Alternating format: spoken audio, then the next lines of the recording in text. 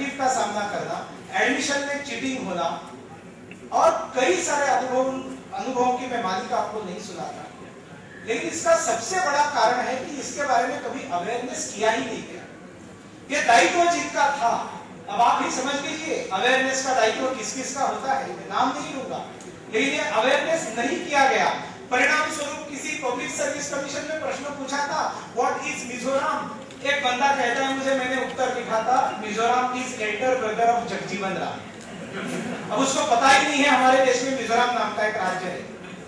अब ऐसी परिस्थिति में हमारे मिजोरम के मुख्यमंत्री, मैं जानता हूँ लालथा नवला जी 20-25 साल पहले भी मुख्यमंत्री थे वहां से। मुंबई के ओबेरॉय टावर्स होटल में अंदर आए तो उनको पासपोर्ट और वीजा पूछा गया। अब उन्होंने जाकर कहा सिंगापुर में या बैंकॉक में, गलत कहा कि हम लोग तो हिंदुस्तान के अंदर ही रेसिज्म का शिकार होते हैं, देश के बाहर जाकर नहीं बोलना चाहिए था, देश के अंदर की व्यथा है, लेकिन व्यथा तो है ना, उसको तो नकारा नहीं जा सकता।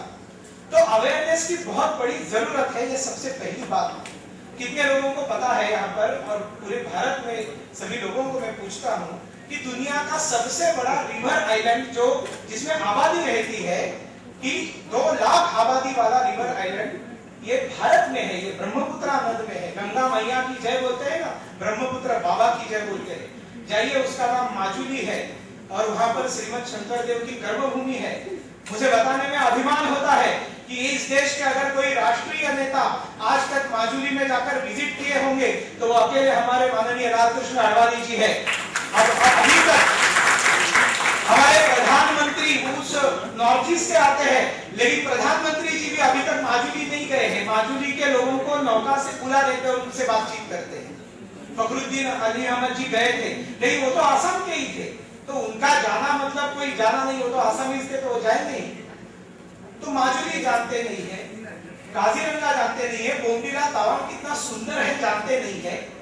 ये इतनी अनास्था इस प्रदेश के बारे में, और इसके कारण वहां से आने वाले लोगों को पहले ही वहां अपमानित, पहले ही वहां जो है तकलीफ में, यहाँ आने के बाद अधिक अपमानित होने से समस्या क्या होती है, वापस जाने पर कोई भारत के प्रति अच्छा प्रेम लेकर नहीं जाते, भारत के प्रति एकात्मता का भाव लेकर नहीं जाते, और फिर संभावना बढ़ती है कि वहां जाकर कोई गलत संगठन का हिस्सा बने, नहीं तो भारत के खिलाफ निकले। तो इसके बारे में कौन सोचेगा? मुझे बिल्कुल अभिमान के साथ, गर्व के साथ ये बताने की इच्छा हो रही है कि अगर वास्तविक में इस देश में कोई पार्टी विद डिफरेंस है तो वो अकेली भारतीय जनता पार्टी है। क्योंकि इस प्रकार की पहल, और ये कोई सिर्फ पहली पहल नहीं है, मैं अधिक उसके ऊपर नहीं कहूंगा कि इस देश के अंदर सबसे पहले development of north east region की मिनिस्ट्री बनाई किसने? वो तो जिन्होंने बनाई वो स्वयं अपनी बातों में कहेंगे, लेकिन पूर्वांचल, उत्तर पूर्वांचल के विकास की कल्पना और उस पार्टी ने बनाई उस मिनिस्ट्री को कि जिससे कुल 25 सांसदों में से सिर्फ 2 सांसद थे, और कुल मिलाकर 400 एमएलएस होंगे, तो उसमें से 15 एमएलएस भी नहीं थे जिस पार्टी के। उस पार्टी ने 6 साल गवर्नमेंट करते समय उस रीजन के लिए ये काम करके दिखाया है। ये सचमुच में पार्टी विद डिफरेंस का अपना एक सबूत है। और जैसे ये चर्चा, मैंने ये सारी समस्याओं के बारे में, समस्या वो जानते थे जब उनके साथ चर्चा की कि इस तरह का काम शुरू होना चाहिए, सभी नेताओं ने उसको तुरंत कह दिया कि नहीं ये होना चाहिए, ये आप कीजिए, और भारत के सारे शहरों में जाकर कीजिए जहां जहां पर नॉर्थ ईस्ट की अच्छी पॉपुलेशन है। और इस सेल का गठन हुआ है, नॉर्थ ईस्ट इंडिया संपर्क सेल, ऐसे इसका नाम है।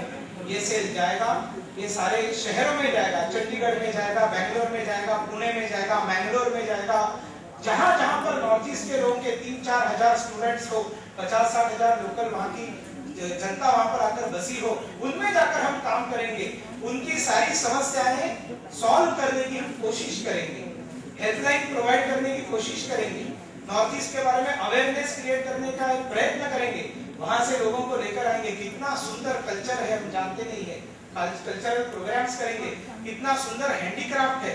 देखिए इतनी 3 सुंदर टोपियां, जैसे हमने हमारे नेताओं के, जिसको जापी कहते हैं, उस जापी को जैसे रखा तो 5 मिनट तो पत्रकारों ने हमको कार्यक्रम ही नहीं करने दिया। तो ये सुंदर जापी जो है वो जिस रीजन से आती है उसके ऊपर 15 मिनट भी अगर सोच के हम दिन की देते हैं तो वो हमारा जो हिस्सा है वो हमसे कटने से बच जाएगा। उसे बचाना है, बांग्लादेशी घुसपैठी 1 करोड़ की संख्या में वहां जाकर बैठे हैं। चाइना अरुणाचल प्रदेश को परस्पर दिखा देता है इंडिया ऑक्युपाइड चाइना करके। इतने सारे संकट जिस क्षेत्र पर है उसको बचाने के लिए नॉर्थ ईस्ट के भारत का अंत नहीं होना चाहिए। नॉर्थ ईस्ट सेल का निर्माण करते हुए माननीय नितिन जी ने कहा है कि ये जो है north east should be the beginning of India. North east and नहीं होना चाहिए भारत का, वहां से भारत की शुरुआत होनी चाहिए। भारत का सबसे पहला सूर्योदय 3:46 का जिस अरुणाचल प्रदेश से होता है वो पूरे नॉर्थ ईस्ट के ऊपर जो अंधेरा छाया हुआ है उस अंधेरे को दूर करने के लिए इस सेल का निर्माण पार्टी ने किया है। इसका दायित्व मुझे दिया है, इसलिए मैं अपने आप को धन्य समझता हूँ। कहने के लिए बहुत सारी बातें हैं। एक अंतिम वाक्य बताकर मैं मेरा विषय समाप्त करता हूँ। एक परमेश्वर की भी देखिए कैसे लीला है, अंग्रेजी भाषा बनाने वाली।